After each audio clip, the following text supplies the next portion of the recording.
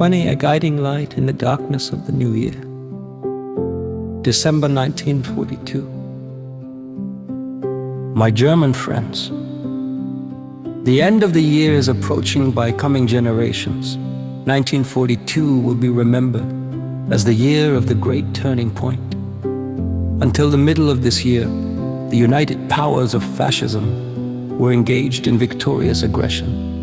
Since that time, they have come to a standstill or have been routed everywhere. The question is no longer, can the fascist powers be victorious? This question was clearly and definitively answered by the year 1942, and Axis victory lies outside the realm of possibility.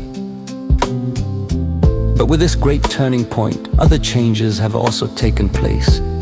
The end of the old year directs the eyes toward the new year and awakens the question, what is it we are heading for? How deep will the darkness of the new year be? And where is the light that can guide us in it? One thing is certain, it will be a dark, infinitely hard year. Not only hard in the sense of ever new sacrifice, but hard in the sense that the meaninglessness of all your sacrifice will become evident. The new year will bring you the assurance that the war is hopeless, and although you will comprehend the hopelessness, you will nevertheless have to surrender the last thing for what? A question without answer. But what if you could give a different turn to everything? What if you Germans would fight for something that is not hopeless? I believe this war, like every great turning point, has not only the pain but also the bliss of birth within it. Something new will come to be, not the new that National Socialism promised. What National Socialism brought was a revival of the most ancient powers, of prehistoric urges. It was enmity toward the spirit, toward pure humanity. When National Socialism gained sovereign authority, humanity and spirit lost one of their greatest battles. Nature had conquered the spirit, the subhuman had conquered the human. In all of this there was no future. All of this was the elevation of that in the human which should have always remained in the past. National Socialism is breathing down the necks of people like a monster of primitive times. There will be no future for the German nation until the pre-human monster, National Socialism, is slain. There will be no future for Europe until the ancient dragon is conquered. The dragon that is a picture of the pre-human past that rises up and devours the human culture. Woe to the person, woe to the nation that entrusts itself to this dragon, as the German nation has done for a decade. That is the look into the past, but I see seeds of rebirth among the ruins. Not only will the new year bear a number other than the old, it will also have another character. It will become a year of expectation. It is a lie of National Socialist propaganda when the future is portrayed to the German nation as mere darkness. It is mere darkness, to be sure, for the executioners and torturers.